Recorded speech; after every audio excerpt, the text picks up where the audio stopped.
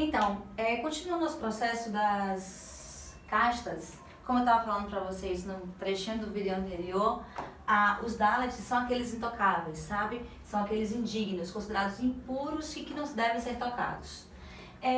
Só para retomar e finalizar com vocês a Índia, não esquecer de, assim, eu estou falando muito de PIB, crescimento tecnológico, crescimento econômico. Não esquece que tem um outro lado também, tá? O número de favelas, problemas urbanos. Então, isso como é que eu digo para vocês?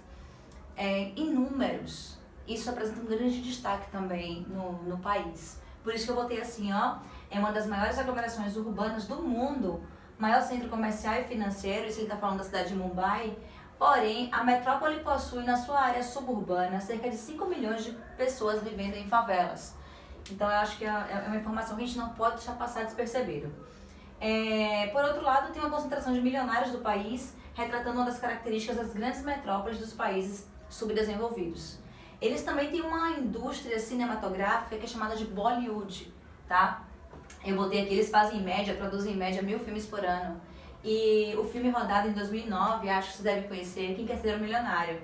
Ganhou 8 Oscars, inclusive, de melhor filme, tá? Só por curiosidade.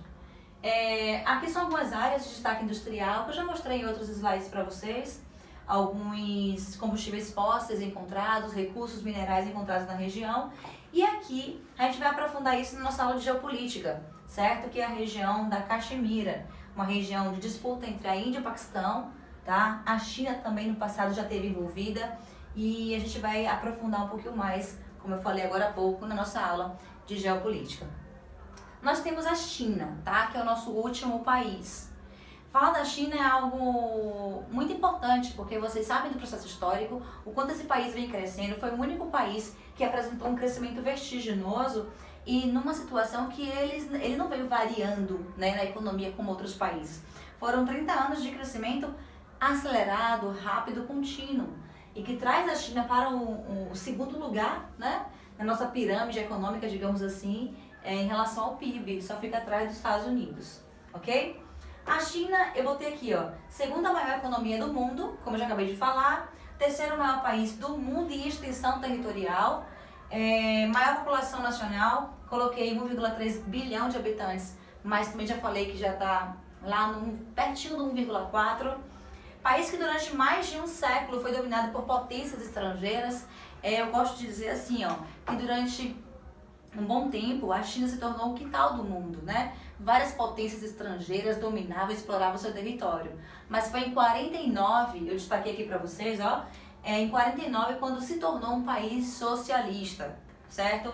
Essa informação também é importante. Daqui a pouco a gente volta para ela, para falar sobre o Partido Único, Mao Tse Tung, enfim. Aqui é o mapa de recursos minerais, de concentração também industrial e recursos da Índia. Você percebe que o lado leste foi uma questão da segunda fase da FUVEST até, falando para você diferenciar o lado leste da China do lado oeste, né? Do lado B, do lado A, enfim. E você percebe que esse lado leste, o lado oriental, é o lado mais desenvolvido, mais industrializado, é o lado mais urbanizado, enfim, ok? Eu dividi a China em 5 regiões. Vou falar bem rapidinho disso, em relação a isso, só para vocês se familiarizarem com o território chinês. Então, vamos começar da região 1, que é essa região aqui. Eu vou chamar de essa região, Planalto da região da Manchúria. Você tem uma área de planície ali, mas também tem uma área de planalto, tá? Você tem a característica de florestas. Eu botei aqui algumas características, ó. Região Nordeste, tá vendo? Planícies interrompidas pelos montes Xingan, tá? Clima temperado frio e a vegetação na floresta de conífera ou taiga, tanto faz. Uma outra área também formada por steppes. Lembra dos steppes em relação às pradarias? Eles são uma área de vegetação mais baixa, mais seca do que as pradarias. Vamos estudar também vegetação e isso. Mas o que é importante você saber da região da Manchúria? Novamente, essa área aqui, ó, a região da Manchúria, ela é rica em minério de ferro e carvão mineral. Essa informação aí é informação importante. Segunda região, número 2. Se você analisar, faz fronteira com a Mongólia. Eu vou chamar a número 2 de Mongólia Interior, ok? Você percebe que a Mongólia Interior já tem uma distância relativa do mar. do oceano. Então, como é que caracteriza a Mongólia Interior? Região do centro-norte da China, a gente viu isso agora, dominada por planaltos desgastados pela erosão, agente exógeno, clima frio e clima desértico. Então você percebe que o clima já vai sendo um clima mais árido, até porque está na região mais interiorana do território chinês. O número 3, aqui eu já estou mais distante ainda do mar. Então aqui de fato eu vou ter um clima árido, certo? Um clima semiárido. Eu vou ter um deserto aqui, por isso que você vê a questão da continentalidade, que é o fator que vai influenciar essa região aí, tá? Que é o chamado Xinjiang. Região noroeste da China é composta pelo Planalto Xinjiang, então a região leva esse nome aí. Clima árido em razão da continentalidade e a vegetação estepe, seca, tá? Até como uma consequência da região da característica climática. E por último, eu coloquei aqui para vocês a região 4, região do Tibete, também conhecida como topo do mundo. Lembra a cordilheira? Da cordilheira do Himalaia, pega essa região aí. Então é bom lembrar, porque ó, região que apresenta o relevo mais alto do mundo. É o chamado Planalto Tibetano, certo? Por isso que eu botei entre aspas aqui, topo do mundo, localizado no ponto mais alto da Terra, que é o Monte Everest. E está entre Nepal e a China, o clima é frio, frio de montanha, tá? Só pra gente relembrar essas regiões aí. E esse número 5, que eu não coloquei as características, mas é muito fácil você entender, é a região aqui do litoral, a região de planície. É a região onde nós encontramos as ZEEs, Zonas Econômicas Especiais. Lembram disso? Pois é a região mais industrializada, a região mais desenvolvida. Olha os rios, Rio Amarelo, tá? Você tem aqui o Rio Azul. Foi nessa região aqui que se desenvolveu a civilização antiga, aquela situação da hidrografia que eu já falei no outro momento, no outro vídeo. É importante também para vocês não esquecerem, ok? Olha aqui o que eu falei para vocês, que já caiu no vestibular, tá vendo? A divisão da China em 2 áreas. Ô, gente, me perdoe, eu não sei se tem jogo hoje, eu acho que tem, que eu tô vendo que eu vou começar a gritar, tocar a buzininha. Eu espero que não atrapalhe aí o entendimento de vocês, tá? Ó, se eu fosse comparar o lado A da China com o lado B, eu teria um lado B, um relevo mais baixo, tá? Mais aplainado, diferente dessa região aqui que tem a cordilheira mais ao sul, topo do mundo, né? Eu teria também no lado B uma elevada densidade demográfica, ou conhecido como formigueiro humano, onde tem a maior concentração populacional, certo? Não esquece que essa região da China, aliás, me perdoe, dessa região agora não. O lado A seria o oposto, onde nós encontramos o quê? A região do Tibete, a região do Xinjiang, da Mongólia Interior, tudo estaria no lado B do território, tranquilo? A densidade demográfica é o quê? Bem mais baixa, a economia ainda é primária, tá? Se for comparar aí o lado A com o lado B. E essa região ao sul, ó, é a região que sofre uma influência dos ventos mussônicos, tá? É importante lembrar isso. Isso aqui é só uma abordagem histórica para vocês rememorarem a questão. Quem foi Mao Tse-tung, certo? Mao Tse-tung liderou a revolução para desvincular a China dessa exploração por parte de outros países e a partir do patriotismo, o Partido Comunista Chinês elaborou uma linha autônoma de socialismo, não presa à linha de Karl Marx, não presa à linha da União Soviética, por isso que eu chamo de linha autônoma, tá? Rompendo, ó, ainda botei aqui, ó, para desprender-se do vínculo com a União Soviética, rompendo assim, gerando uma rivalidade entre os dois países, certo? Aí eu explico. Enquanto a corrente marxista visava a tomada do poder dos trabalhadores urbanos, o foco da China era mais ligado para a questão agrária, para a questão rural, certo? O trabalhador do campo. E aí eu trago para vocês um dos projetos que já caiu no vestibular, que também é muito importante, o chamado Grande Salto para Frente, certo? Esse era um plano, eu botei aqui, ó. Aliás, vamos ler a estrofe, né, pra gente arrumar nosso pensamento. A planificação econômica, consegue entender isso? A questão do socialismo, a economia planificada, sabe?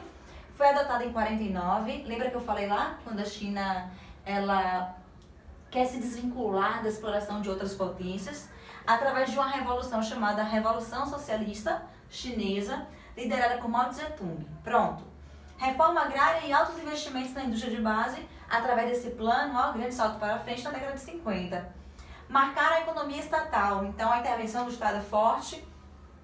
E esse plano não deu certo, ele começou a mostrar problemas e fraquezas na década de 60.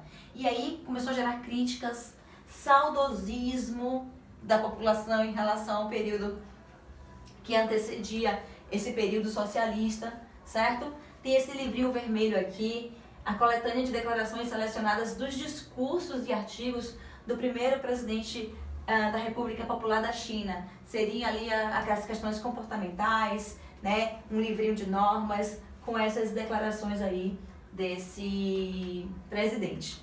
Tranquilo? Eu acho que o slide não está ajudando muito.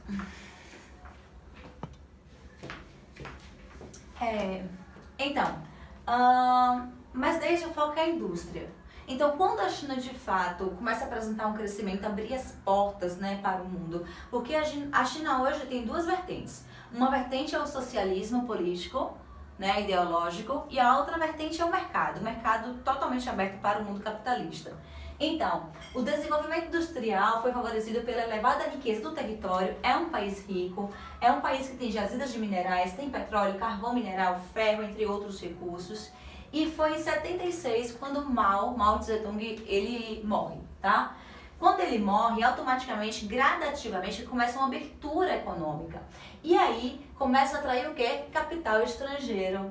Na política, nessa nova política econômica, nessa região do leste, ó, a criação das ZEEs ou ZPEs, ou seja, Zonas Econômicas Especiais ou Zonas de Processamento de Exportação, tá? O que são isso? Desde o que são as ZEEs? Na verdade, são incentivos dados pelo governo a essas multinacionais, certo? Que também estão interessadas, são atraídas pelo mercado consumidor chinês. Estava comentando essa semana que interessante que eles consomem muitas marcas, né, grifes e produtos originais. Quando eu falo de Prada, Louis Vuitton,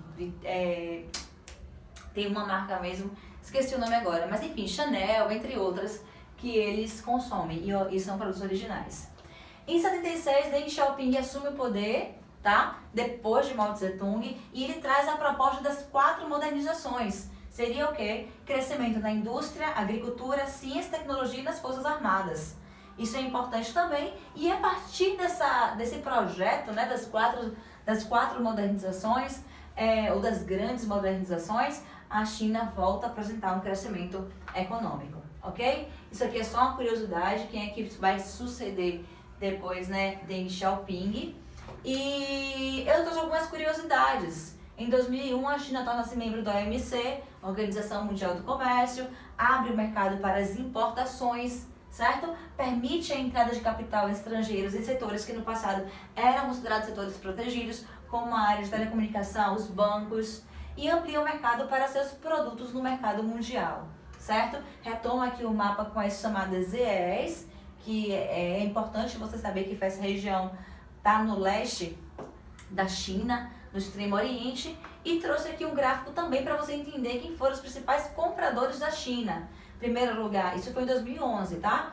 Estados Unidos, Hong Kong, Japão, Coreia, Alemanha, olha o Brasil lá também. O Brasil é um parceiro da China. Aqui a China em relação à utilização do solo, o que ela usa enquanto pasto, o que ela usa enquanto floresta, quais as áreas, né, improdutivas, agricultura, o destaque dela no setor secundário, terciário, primário. Em casa aí você pertinho da imagem visualiza melhor, tá? As regiões, você percebe que o cultivo, né, a indústria, a agricultura, a pecuária, o desenvolvimento econômico está muito mais para o lado leste do que para o lado oeste. Que você tem aqui a criação de ovelhas e de forma muito ainda atrasada, rústica, né, familiar, algumas atividades agrícolas, certo? Então, isso aqui eu já... mas desde o foco é a indústria. Então, quando a China de fato começa a apresentar um crescimento, abrir as portas, né, para o mundo, porque a China hoje tem duas vertentes. Uma vertente é o socialismo político, né, ideológico, e a outra vertente é o mercado totalmente aberto para o mundo capitalista. Então, o desenvolvimento industrial foi favorecido pela elevada riqueza do território, é um país rico, é um país que tem jazidas de minerais, tem petróleo, carvão mineral, ferro, entre outros recursos. E foi em 76 quando Mao Tse-tung, ele morre, tá?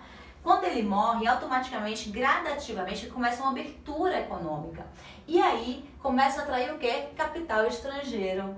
Na política, nessa nova política econômica, nessa região do leste, ó, a criação das ZEEs ou ZPEs, ou seja, Zonas Econômicas Especiais ou Zonas de Processamento de Exportação, tá? O que são isso? Desde o que são as ZEEs? Na verdade, são incentivos dados pelo governo a essas multinacionais, certo? Que também estão interessadas, são atraídas pelo mercado consumidor chinês. Estava comentando essa semana que interessante que eles consomem muitas marcas, né, grifes e produtos originais. Quando eu falo de Prada, Louis Vuitton,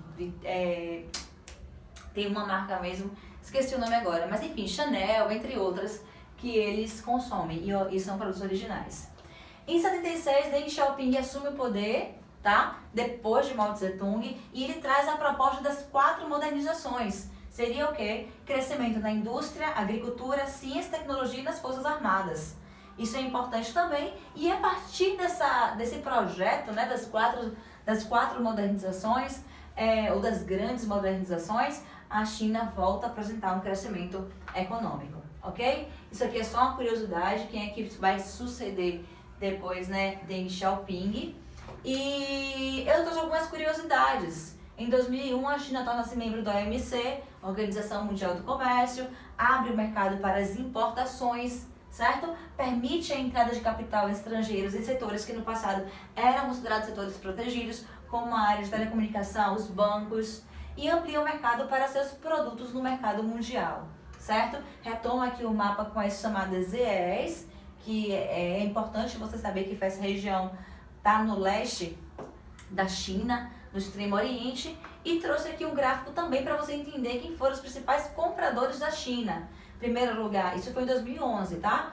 Estados Unidos, Hong Kong, Japão, Coreia, Alemanha, olha o Brasil lá também. O Brasil é um parceiro da China. Aqui a China em relação à utilização do solo, o que ela usa enquanto pasto, o que ela usa enquanto floresta, quais as áreas, né, improdutivas, agricultura, o destaque dela no setor secundário, terciário, primário. Em casa aí você pertinho da imagem visualiza melhor, tá? As regiões, você percebe que o cultivo, né, a indústria, a agricultura, a pecuária, o desenvolvimento econômico está muito mais para o lado leste do que para o lado oeste. Que você tem aqui a criação de ovelhas e de forma muito ainda atrasada, rústica, né, familiar, algumas atividades agrícolas, certo?